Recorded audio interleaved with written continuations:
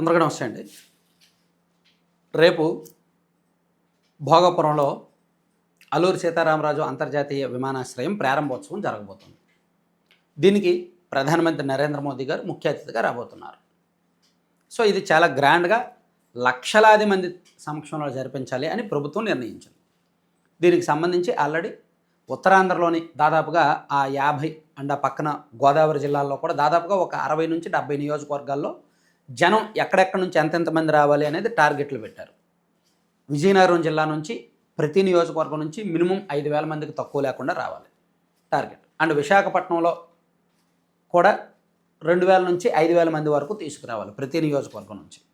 ఇటు శ్రీకాకుళం జిల్లా, ఉమ్మడి శ్రీకాకుళం జిల్లాలో చూసుకుంటే ఈ భోగాపురానికి దగ్గరలో ఉన్న ఎచ్చెర్ల, శ్రీకాకుళం, ఆమదల వలస ఈ నియోజకవర్గాల నుంచి 3,000 నుంచి 5,000 రావాలి.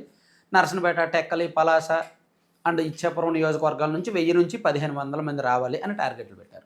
దీనికి సంబంధించి జన సమీకరణకు, జనాలు తరలించడానికి ఒక ప్లానింగ్ ఫిక్స్ చేసి ప్రతి నియోజకవర్గానికి ఒక ఎమ్మెల్యేని ఇన్ఛార్జిగా పెట్టారు, అబ్జర్వర్గా.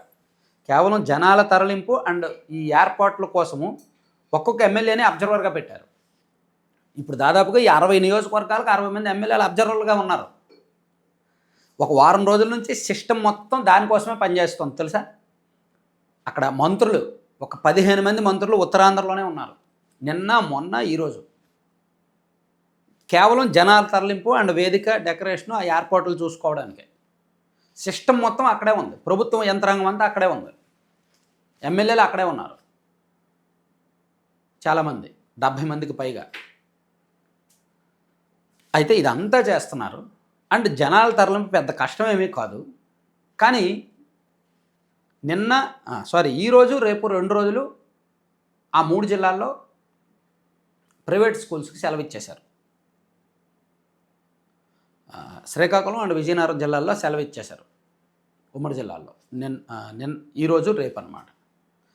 సో ఎందుకు అంత అవసరమా అనిపించింది. సో పిల్లలకి మనం స్కూల్ సెలవులు ఇవ్వడానికి 1-2 సార్లు ఆలోచిస్తుంటారు. ఎందుకంటే విద్యా సంవత్సరంలో ఒక రోజు పోయినా డిస్టర్బ్ అయినట్టే కదా. అండ్ 2 రోజులు సెలవులు ఇవ్వడం ఎందుకు. సరే, ప్రధానమంత్రి గారు మోదీ గారు వస్తున్నారు, అతిపెద్ద కార్యక్రమం. కనీసం ఒక 2 లక్షలు, 2.5 లక్షల మంది జనాలను అక్కడ చూపించాలి, జనాలను తరలించాలి. దానికి సంబంధించి ఏర్పాట్లు చేసుకున్నారు, ప్లానింగ్ చేసుకున్నారు. ఇవాళ నైట్ నుంచి ఏమీ బస్సులు బయలుదేరవుగా, ఇవాళ సాయంత్రం నుంచి ఏమీ బస్సులు బయలుదేరవుగా, రేపు పొద్దున్నే కదా. సో ఈరోజు స్కూల్స్ రన్ అయితే ఈరోజు సాయంత్రం మొత్తం స్కూల్ బస్సుల పని అంతా అయిపోయిన తర్వాత నైట్ 7కో 8కో ఆ బస్సులు డెస్టినేషన్ ఎక్కడైతే ఉందో వాళ్ళకు ఒక రూట్ మ్యాప్ ఇచ్చేసి, వాళ్ళకు ఒక ప్లానింగ్ ఇచ్చేసి, ఎక్కడికి వెళ్ళాలి, ఎంతమందిని ఎక్కించుకోవాలి అనేది ఆ బస్సు కోఆర్డినేటర్కి అండ్ ఆ గ్రామంలో లేదంటే ఆ స్థానికంగా ఉన్న నాయకుడికి ఒక కనెక్షన్ పెట్టేస్తే అయిపోద్దిగా. లేదా ఆ నియోజకవర్గ ఎమ్మెల్యే ఆఫీస్కి ఒక రూట్ మ్యాప్, ఒక ప్లానింగ్ అయిపోద్ది కదా. ముందు రోజు నుంచి ఎందుకు సెలవులు ఇవ్వడం అనేది నాకు అర్థం కాల. మరి అంటే ఓవర్ హైప్ ఎక్కువ. వారం రోజుల నుంచి అక్కడ యంత్రాంగం, వారం రోజుల నుంచి అక్కడ ఎమ్మెల్యేలు, 4 రోజుల నుంచి అక్కడ మంత్రులు, 15 మంది మంత్రులు, 70 మంది ఎమ్మెల్యేలు అంటే మామూలు విషయం కాదు. పైగా ఐఏఎస్లు, ఐపీఎస్లు అందరూ అక్కడే 3 రోజుల నుంచి. సిస్టమ్ మొత్తం అక్కడే. సరే, వాళ్ళందరూ ఏదో వాళ్ళకి ఇప్పుడు ప్రధానమైన పని ఏమీ లేదు, ఉన్న పని అంతా ఇదే. ఈ మీటింగ్ హైలైట్ చేయాలి, ప్రధానమంత్రి గారిని ప్రసన్నం చేసుకోవాలి. సరే, అది తప్పో ఒప్పో ఎవరి నిర్ణయానికి వాళ్ళకి వదిలేద్దాం. కానీ పిల్లల స్కూల్స్ ఎందుకు డిస్టర్బ్ చేయాలి.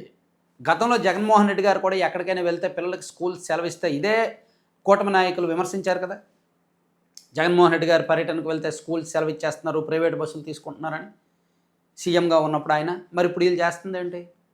ముందు రోజే సెలవు ఇవ్వడం ఎందుకు. అసలు ఒకరోజు సెలవు ఇస్తేనే గతంలో విమర్శించారు. మరి ఇప్పుడు 2 రోజులు ఎందుకు సెలవులు ఇవ్వాలి.